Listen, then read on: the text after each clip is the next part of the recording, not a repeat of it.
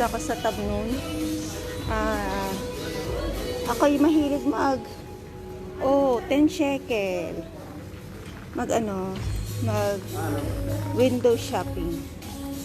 Sino gusto? 10 shekel lang. Wala akong mabili, wala kasi akong pera eh. Joke. Eto, makita ko nga ang katawan ko dyan.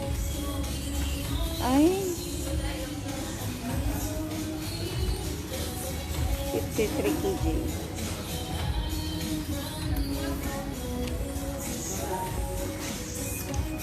Ay, ito, 10 shekel lang. 10 shekel, kaya ko yan. Ay, pan-sexy, oh. Bistadere? Bistadere, tudaraba. Ito, 10 shekel din. Pang bata, eh. Wala yung pang akin. Kasi na to sa mga anakis ko, eh. Tapos na ang communion.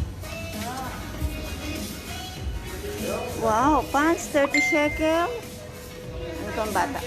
Ito, okay. Siguro may mabibili na ako dito. Kasi ito sa akin. Ano?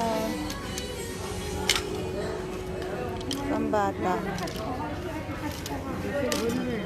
Hindi natatakot sa sa corona eh. Diba? 10 shekel, 100 pesos lang to.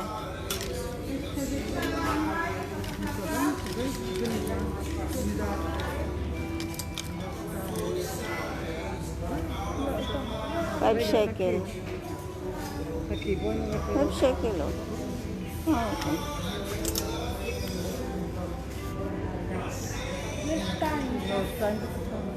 Wala. Hindi kaya.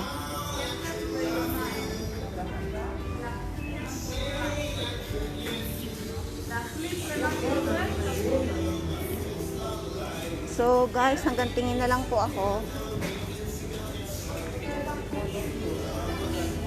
Walang pera. Walang pera. Alis na ako dito sa Kanot. Punta ako sa pinapabili ni Lola. Ito mga Kanot dyan, mga store nila sa Israel. Ayan. Welcome to Israel. Hello. Si Kabayan yun. Si Kabayan. Ito yung mga face mask. 10 piso lang. Ay, 10 ano lang. Talaga? Bibili kaya ako? Baka yan. Mas gusto ko pang kumain ng ng chichirya kaysa bumili ng damit. Diba? Ayan. Kita niyo yan. Ang Herslia. Oh guys. Dito muna ako sa Pinoy. Daming tao.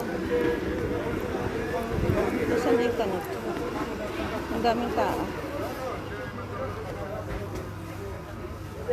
Wow. Kama si kilo sa ba? 22. Wow. Mayroong saging na saba. Hindi na ako pupunta Tel Aviv. Madinan niyo yan. Paano yun? Mabawasan. 22 ang kilo. Sarap ito. Banana Q. Diba? Banana Q. Sige na, bibili na ako.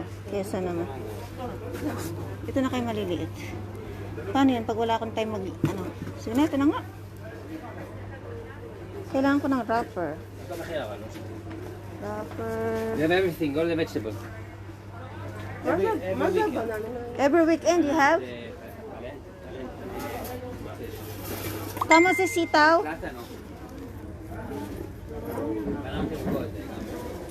Oh, kama si kilo ang palaya? 24. Gusto rin bayar ba? Wow.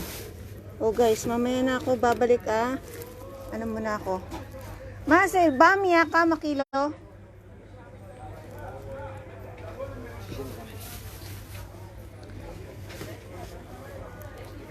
Mamaya na ako mag-view. Babay na po muna.